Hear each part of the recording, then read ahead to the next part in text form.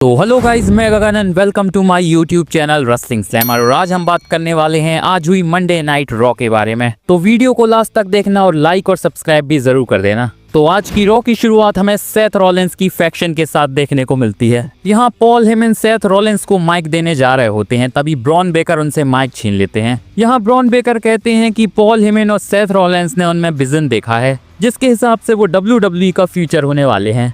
ये सुनकर Paul Heyman और सेथ रॉलिंस दोनों ही शॉक्ड लग रहे थे। इसके बाद ब्रॉन बेकर सैमी ज़ेन की बात करते हैं और कहते हैं कि उन्हें उनका कुछ भी पसंद नहीं है, चाहे वो उनकी शक्ल हो या फिर उनका थीम सॉन्ग। इसी के साथ उनका कहना है कि आज वो सैमी ज़ेन को बुरी तरह से तोड़ने वाले हैं, क्योंकि आज सैमी ज़ेन और ब्रॉन बेकर का मैच फिक्स हो चुका था।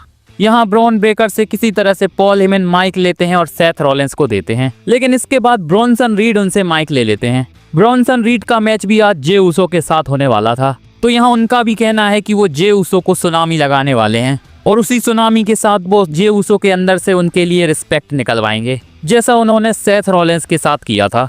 आज पता नहीं ब्रॉनसन रीड और ब्रॉन बेकर दोनों सेथ रॉलिंस से पंगे क्यों ले रहे थे, लेकिन सेथ रॉलिंस यहाँ चुपचाप खड़े हुए थे।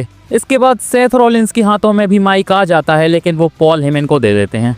पॉल हेमन यहाँ सेथ रॉलिंस का इंट्रोडक्शन करते हैं और कहते हैं कि रोमन रेंस को रेसलमेनिया के मेन इवेंट में उन्होंने पिन किया है। क्राउड यहाँ ओटीसी के भी चैंट्स लगा रहा था, लेकिन पॉल हेमन कहते हैं कि रोमन रेंस में इतना दम नहीं है कि वो हमारे सामने आकर खड़ा हो जाए। इसी के साथ आज सेथ रॉलिंस का मैच पेंटा के साथ बुक किया गया है, तो यहाँ पॉल हेमन पेंटा को वॉर्न कर रहे थे। तो इस सेगमेंट के साथ WWE ने इन तीनों सुपरस्टार्स के मैचेस को हाइप कर दिया था आज रॉ में।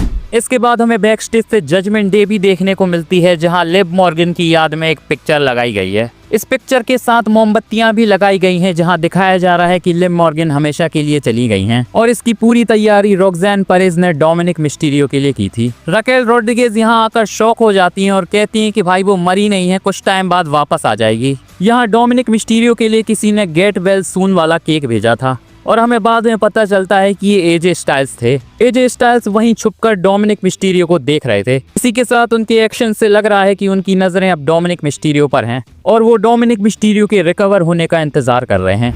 इसके बाद हमें नेक्स्ट मैच कायरी ज़ेन और रोक्सेन पेरेज के बीच में देखने को मिलता है। यहाँ रकेल रोड्रिगेज भी लगातार इंटरफेयर करने की कोशिश कर रही थी, लेकिन कायरी ज़ेन उन्हें ठिकाने लगा देती हैं। ठीक ठाक मैच यहाँ होता है, लेकिन इस मैच में रोल अप से जीत कायरी ज़ेन की हो जाती है, जिसके बाद रकेल रोड्रिगेज और रोक्सेन पेरेज दोनों मिलकर अटैक करते हैं कायरी ज़ेन के ऊपर। तभी हमें यहाँ ओस्का की एंट्री देखने को मिलती है, जो कि रोक्सेन पेरेज और रकेल रोड्रिगेज को मार मुर के वहां से भगा देती हैं। इसी के साथ यहाँ से WWE ने टीम अप कर दिया है कबूकी वॉरियर्स को और बैक स्टेज से हमें दिखाया जाता है कि इन्हें मैच भी मिल गया है एवोल्यूशन पेपर-व्यू में, क्योंकि इन्हें टैग टीम चैंपियनशिप के लिए फेटल 4-वे मैच में ऐड कर दिया गया है।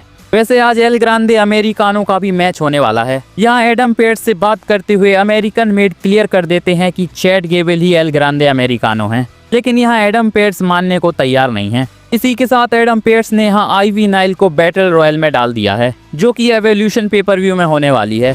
इसके बाद हमें निकी बेला का एक प्रोमो दिखाया जाता है, जहाँ वो भी एवोल्यूशन में होने वाली बैटल रॉयल में खुद को अनाउंस कर देती हैं। वैसे लिव मॉर्गन के साथ उनका मैच कैंसिल हो जाने के बाद ये अच्छा आइडिया है उन्हें एवोल्यूशन में लाने का।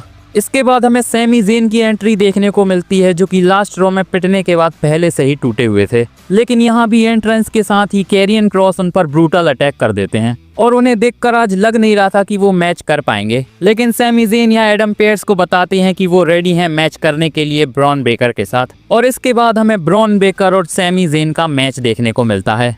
इस पूरे मैच में सैमी ज़ेन बस पिट ही रहे होते हैं। आज ब्रॉन बेकर बुरी तरह से सैमी ज़ेन के ऊपर स्पेयर्स की बरसात कर देते हैं। इसी के साथ वो क्राउड से कहते हैं कि तुम लोग इसके लिए चेयर क्यों कर रहे हो, और यहाँ वो सैमी ज़ेन को बेवकूफ़ कहते हैं। आज ब्रॉन बेकर ने जितने भी स्पेयर मारे वो सब खतरनाक लग रहे थे और इस मैच को सैमी ज़ेन स्पेयर के साथ ही हार भी जाते हैं। नेक्स्ट हमें रिंग में देखने को मिलती हैं बेकी लिंच। इससे पहले बेकी लिंच कुछ बोलती यहाँ बेली की एंट्री हो जाती है और बेली की एंट्री के साथ ही लायरा वल्कीरिया उन्हें इंटरप्ट करती हैं। WWE ने इनका triple threat match evolution paper-view के लिए ऑफिशियल कर दिया है। यहाँ लायरा वल्कीरिया बेली को जस्टिफिकेशन देती हैं कि रेसलमेनिया में बेकी लिंच ने उन्हें अप्रोच किया था उनका टैग टीम पार्टनर बनने के लिए, वो उनके पास नहीं गई थी। बेकी लिंच यहाँ दोनों पार्टीज में आग लगाने की कोशिश कर रही थी, जिसके बाद लायरा वल्कीरिया बेली से कहती हैं कि तू भी चैंपियनशिप को आगे रखती है फ्रेंडशिप से, और वो बेकी लिंच से उन्हें कंपेयर कर देती हैं। जिसके बाद हमें इन तीनों के बीच में एक ब्रॉल टाइप की देखने को मिलती है। पर यहाँ आज लायरा वल्कीरिया को WWE ने अपर हैंड दे दिया क्योंकि वो नाइट विंग मारती हैं बेली और बेकी लिंच को। देखते हैं एवोल्यूशन पेपर व्यू में वो अपनी चैंपियनशिप को वापस ले पाती हैं या नहीं। बैक स्टेज से हमें इसके बाद सेथ रॉलिंस और उनकी पूरी पार्टी देखने को मिलती है। पॉल हेमन यहाँ सेथ रॉलिंस को बताते हैं कि सैमी ज़ेन अब इंजर्ड हो चुके हैं और अब वो बहुत टाइम तक WWE से गायब रहने वाले हैं।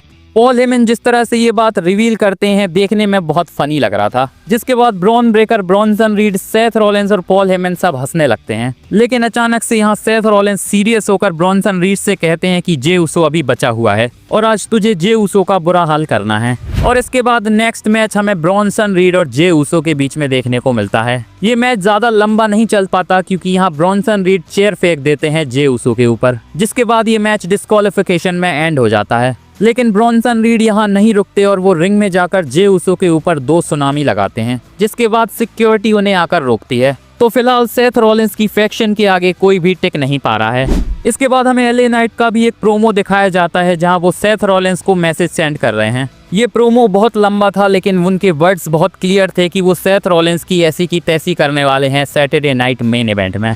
नेक्स्ट मैच हमें एल ग्रांडे अमेरिकानो और ड्रैगन ली के बीच में देखने को मिलता है और लुडविग काइजर को यहाँ देखकर लग रहा था कि वो पूरी तरह से एल ग्रांडे अमेरिकानो बन चुके हैं क्योंकि आज वो उन्हीं के मूव्स यूज कर रहे थे।